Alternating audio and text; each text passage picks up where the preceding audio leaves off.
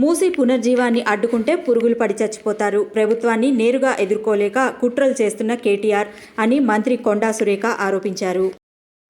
ఎందుకంటే మూసీ ప్రక్షాళన అనేది జరిగితే అది హైదరాబాద్కు ఎంతో వన్నె తెస్తుంది, హైదరాబాద్ ప్రజలకు వన్నె తెస్తుంది, రేపు పర్యాటకులను ఆకర్షిస్తుంది, పెట్టుబడులను ఆకర్షిస్తుంది.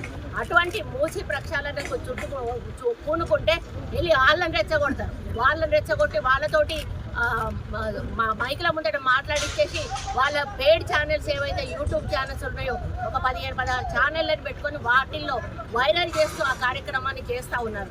ఈరోజు ట్రైబల్లను కానీ ఎస్సీలను కానీ ఎస్టీలను కానీ గుండెల్లో పెట్టుకొని చూసుకునే పార్టీ ఏదైనా ఉన్నదంటే కాంగ్రెస్ పార్టీ. ఈరోజు కాదు, ఇందిరాగాంధీ హయం నుంచి ఈ రోజు వరకు కూడా ఇందిరమ్మను మర్చిపోలేనటువంటి వర్గాలు ఏమన్నా ఉన్నాయి అంటే ఆ రోజు ఎస్సీ ఎస్టీ ట్రైబల్స్ వీళ్ళు మాత్రమే. ఎందుకంటే ఆ రోజు భూదానం చేసింది ఆమె, ల్యాండ్ సీలింగ్ తెచ్చి వీళ్ళకి భూములను పంచింది, ఇల్లు ఇచ్చింది, వాళ్ళకి ఎన్నో రకాల సౌకర్యాలను కల్పించింది, 20 సూత్రాల ఆర్థిక పథకాన్ని తెచ్చింది, బ్యాంకులను జాతీయం చేసింది, రాజభరణాలను రద్దు చేసి ఆ రోజు అప్పటి నుంచి ఇప్పటి వరకు కూడా వాళ్ళని గుండెల్లో పెట్టుకోండి. మరి మీరేం చేశారు?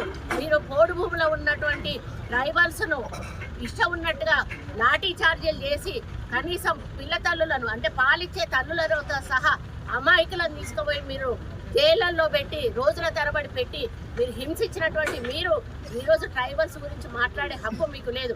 ఎందుకంటే ఆ హక్కు కేవలం కాంగ్రెస్ పార్టీకి మాత్రమే ఉన్నది. ఎందుకంటే మొదటి నుంచి కూడా కడుపులో పెట్టుకొని కాపాడుకునేది మేము కాంగ్రెస్ పార్టీనే. నేను ఒక్కటే విజ్ఞప్తి చేస్తా ఉన్నా, వికారాబాద్ కలెక్టర్ విషయంలో జరిగిన దాడిలో అక్కడ ఉన్న ప్రజలను తప్పుపట్టే అవకాశం ఎక్కడా కూడా లేదు. కావాలని కేటీఆర్ ఒక వెనుక ఉండి తను అదృశ్యహస్తంగా మారి రెచ్చగొట్టి ఈ కార్యక్రమాన్ని చేయించాడు అనేది జగమెరిగిన